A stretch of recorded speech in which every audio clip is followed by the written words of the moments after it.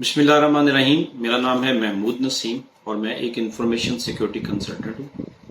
आज हम बात करेंगे 7 क्लॉज में 7.1 की, जो कि बेसिकली सपोर्ट की मेन क्लॉज है और उसमें रिसोर्स क्लॉज 7.1 है।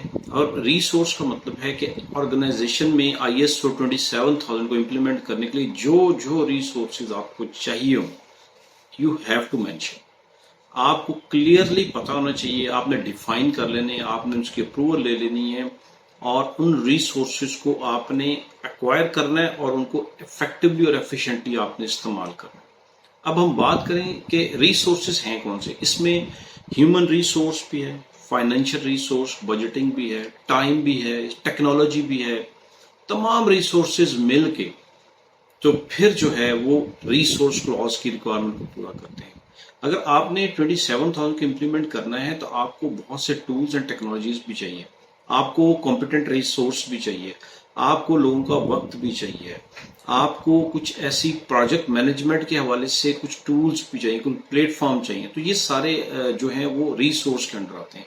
तो इसकी क्लॉज की जो बेसिक रिक्वायरमेंट है वो ये है कि टॉप मैनेजमेंट की ये रिस्पॉन्सिबिलिटी है कि top management must determine and provide the resources needed for the establishment, implementation, maintenance and continual improvement of information security management system. So इससे पता ये चलता है कि ये टॉप मैनेजमेंट की रिक्वायरमेंट है कि आपको रिसोर्स प्रोवाइड करे, जो भी रिसोर्स आपको ISO 27000 की इम्प्लीमेंटेशन के लिए चाहिए। अगर हम बात करें वन बाय वन तो रिसोर्स में पीपल सबसे पहले आते हैं। तो आपको एक डेडिकेटेड पर्सन चाहिए, सीजो भी हो सकता है, कोई डेवऑप्स का कोई पर्सन हो सकता है, कोई रिस्क ऑनर हो सकता है। इसी तरीके से आपको लोग चाहिए जिनकी आपने टीम्स बनानी है। For example incident response team एक होती है। इसी तरीके से अब नेक्स्ट रिसोर्स की बात करें तो वो स्किल्स एंड ट्रेनिंग्स हैं।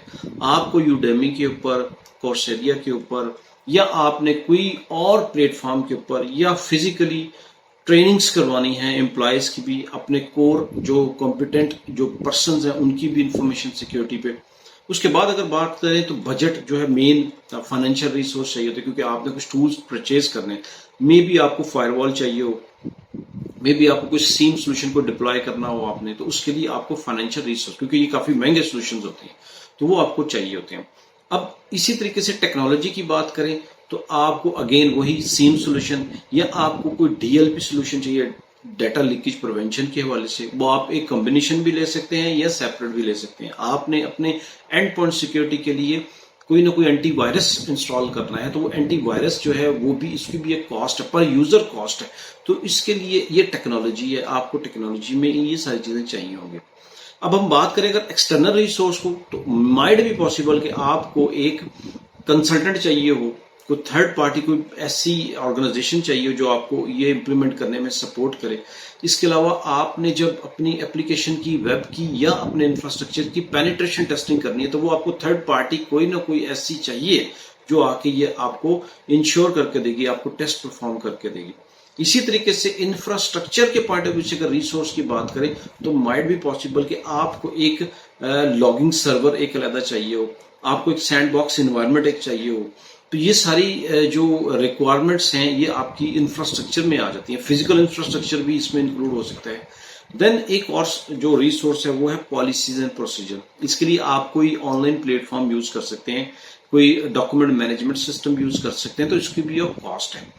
और जो लास्ट में है वो है टाइम, क्योंकि आपने अपने ह्यूमन रिसोर्स को इन्वॉल्व करना है, उनका एक्स्ट्रा वक्त लगना है, उनको आपने टाइम देना है।